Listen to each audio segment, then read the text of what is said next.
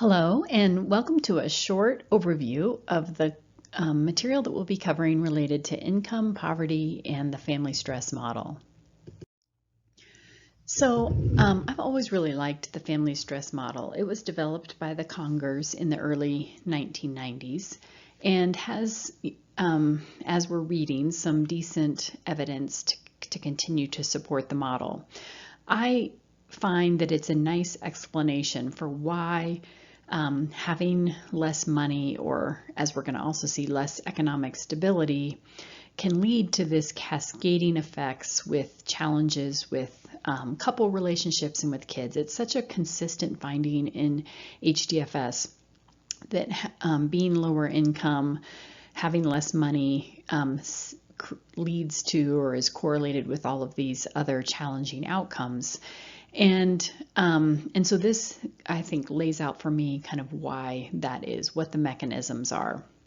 That basically having economic challenges leads to stress and pressure, which puts parents in not such a great place, right? They're going to be higher rates of depression or feeling discouraged, more hostility, more anxiety, more somatization, which could lead to kind of health issues.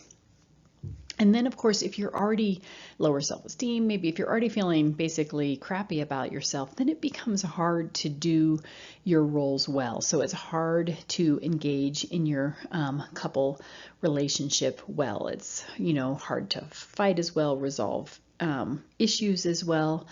And then, of course, as a parent, it becomes harder to do your parenting job well. You end up, I think, struggling to stay more in that authoritative parenting place, where you are both kind of monitoring and supervising and having rules and requirements, and also being kind of warm and kind. And it can be too easy to go either in the direction of, increased hostility, harshness, frustration with kids because your fuse is just feeling really short because of your own distress, and now perhaps because of any relationship distress. Or you can get too permissive, right? Like, whatever, I'm not going to monitor, I'm not going to keep track.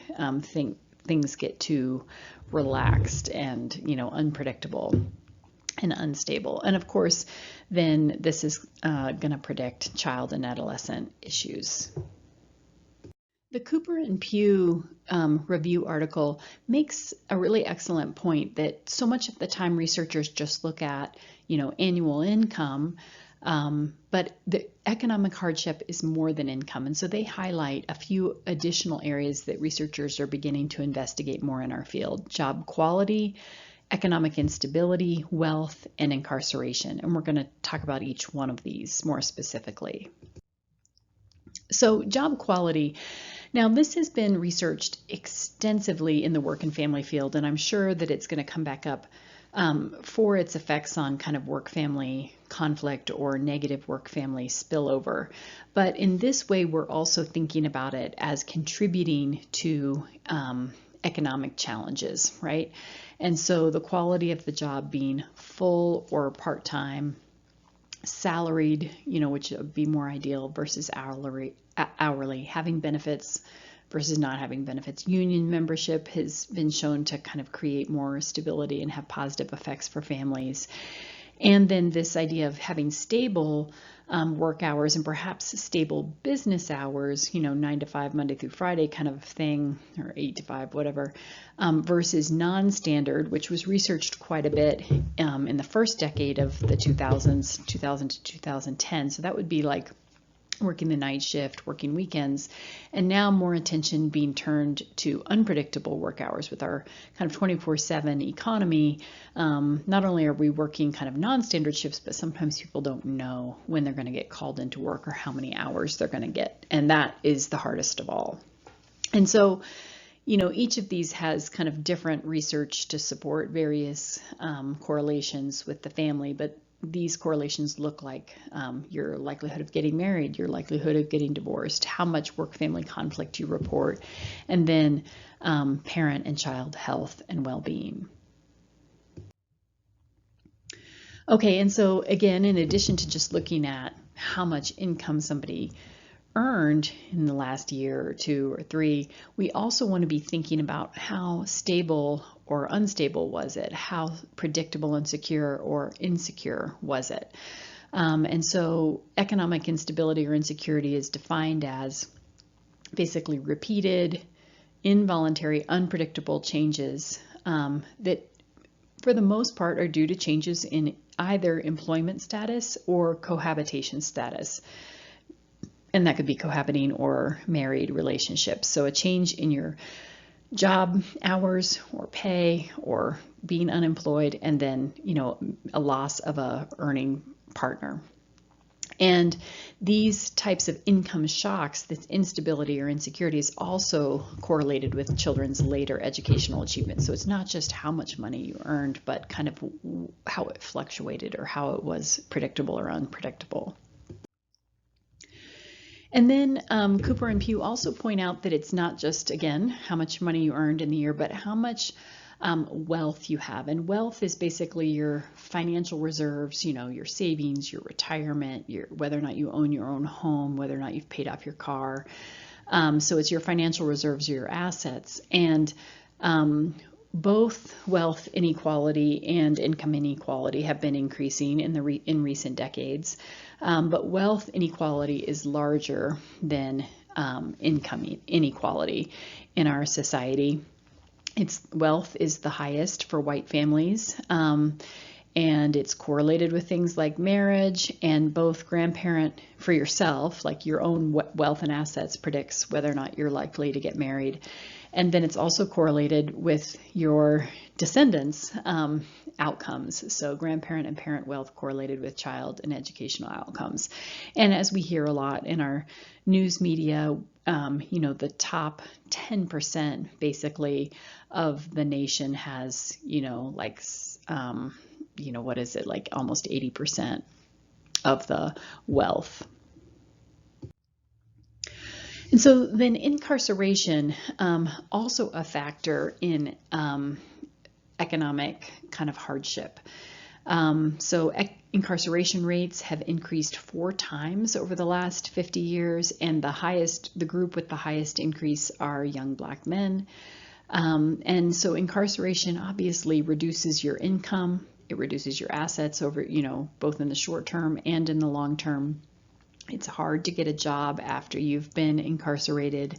It's correlated with lower marriage and higher relationship dissolution rates, whether that's divorce or breaking up a cohabiting relationship.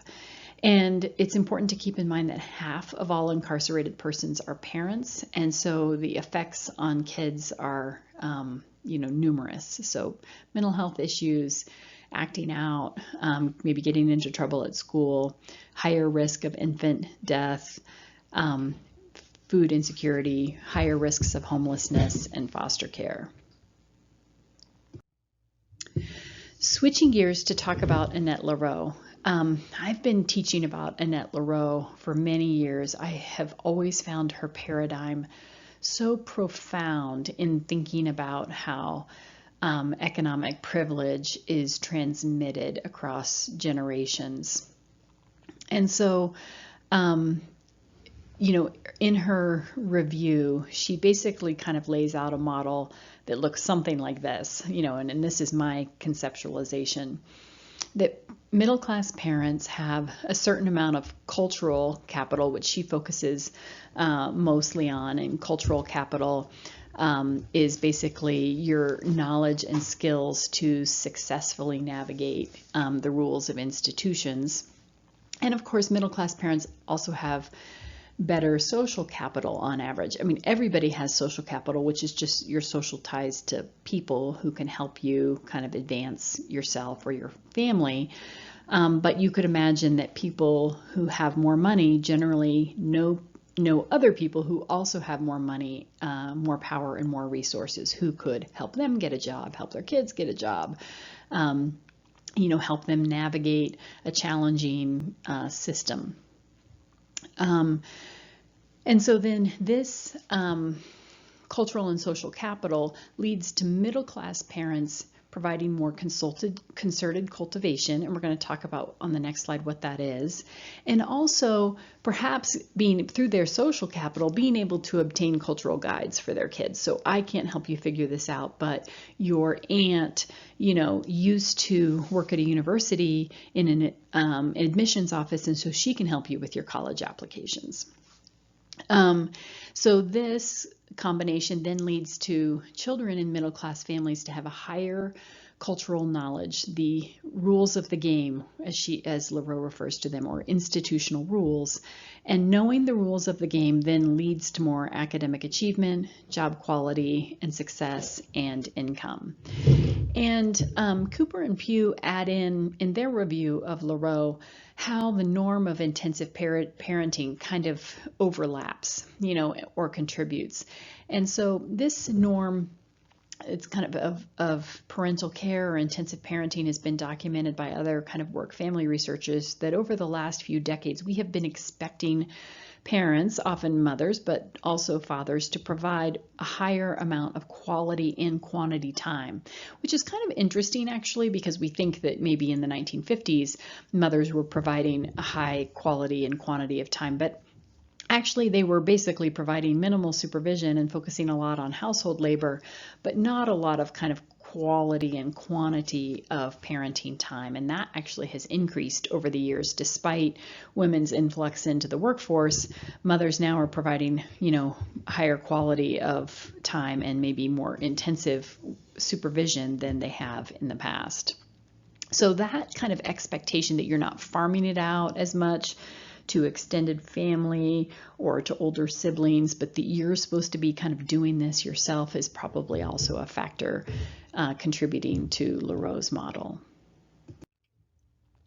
Okay, so Laro's, you're reading about her summary. This was qualitative research that she began in the 1990s with families of 3rd and 4th graders, and kind of evenly divided between Black families and white families, working class families, and middle class families. And so, I think kind of a fairly even amount of Black middle class families, Black working class families, white middle class families, white working class families. And I think Laro was really trying to figure out, how does race and class intersect to influence parenting? And surprisingly, what she found is that in general, parenting was much more, kind of predicted, at least in a qualitative way, by class and income than it was by race. Certainly, parents of Black kids do have to prepare their kids for, racial bias and help them kind of succeed in the world. But they weren't, they were more similar, Black middle class families were more similar to white middle class families than they were to Black working class families. And so what Laro found was that middle class families had this kind of attitude of what she called more concerted cultivation, compared to working class families, which had this attitude more of what she called accomplishment of natural growth. And so kids in middle class families are more likely to spend time in orchestrated activities, like after school soccer, piano lessons, swimming lessons, right? Choir. And those are often in what's called homogeneous child age groupings. So you're on the U7 soccer team, you're in the middle school choir. Versus kids in families with less money were, because their family maybe had less money to be able to send them to orchestrated activities, also perhaps had people working longer hours who couldn't drive kids around. So then we've got kids who are more likely to hang out with siblings, extended family, kids in the neighborhood. And so that puts them more with kind of multi-age, heterogeneous kind of child's age groupings. And you can imagine that there's kind of pros and cons. So some benefits to being in homogeneous child's age groupings is all the instruction can be geared to your level, right, to help you advance more to the next level. You're not going to be, exposed to kids who maybe are too mature for you, who are maybe getting into trouble, and now you're going to start modeling them. So that's one of the challenges with more heterogeneous children's age groupings, is you're hanging out in the neighborhood and now you're hanging out with older kids who are doing riskier things, and you start doing that. But at the same time, heterogeneous child's age groupings can also be beneficial. It kind of depends in many ways on the older kids. So my son was in daycare that was always homogenous, right? He was always in the 2-year-old classroom, 3-year-old classroom, 4-year-old classroom, right? And my daughter went to a family daycare between age 1.5 years and 5, and all the kids there were 1.5 years to 5. And so when she was the littlest kid, she was really cared for by the older kids. And then as she got older, she was socialized to care for the younger kids. And that gave her a different kind of opportunity to practice and kind of learn caregiving skills that she wouldn't have learned if she was just with same age peers. Okay, so then middle-class families are less likely to have strong ties to extended family. This is perhaps because they are more likely to move around because of their jobs, so not live in the same town as extended family, and maybe not need to rely on extended family as much for childcare or other, kind of financial support, whereas working class families, less mobility, changing locations, and also kind of the necessity of relying on family to get by. Okay, so then these last 3 bullets kind of all go together. As Laro talks about, kids in middle-class families basically talk back more, they negotiate more, they argue back, they protest, they negotiate more. Middle-class parents put up with that more. Whereas parents in working class families are more likely to give directives, do what I say, don't talk back, those kinds of things. And so this also translates into how middle class kids approach other institutions or approach other adults. That when the teacher says this, they might kind of come back with, well, how about this? Or if the coach says this, they might be a little bit more likely to negotiate or reason or request. Whereas kids in working class families are more likely to just follow the directives. And so that's kind of that being more assertive with professionals versus more deferential with professionals, and perhaps more distrustful. And I think about this, for example, when I take my kids, when I've been taking them when they're younger, to the doctor, right? So I think of myself on par with my MD, right? I think if she and I are basically equal. I'm not thinking that she's on some pedestal and we have to kind of, not bother the doctor and be super respectful. And so whatever questions I have about my health or my kid's health, I make sure that we get all those addressed. And if I disagree with something that she's suggesting, or, I might ask more, or I might, question that. And when we're going to the doctor, I'm coaching my kids on, okay, remember, do you want to, I think these are the things you want to talk about. Do you want to bring them up? Do you want me to bring them up? And if they want me to bring them up, I often kind of bring it up, but help them talk about it, right? I model for them that we can trust our doctor and we're going to get all of our needs met while we're here. We're going to assert ourselves. And so this can lead to this sense of entitlement versus a sense of constraint. And entitlement gets kind of, a bad rap. But entitlement, this kind of sense that you should be able to figure things out, kind of get your needs met, assert yourself. Obviously, in taken to extreme, it can be a bad thing, but it can also be a really good thing. If you imagine being, for example, an undocumented immigrant trying to navigate the legalization process. And if you're not assertive and you're more deferential and you're not so trusting and you don't kind of believe that people are there to help you and you don't believe that you can kind of get the system to work, that's going to correlate with very different kinds of outcomes.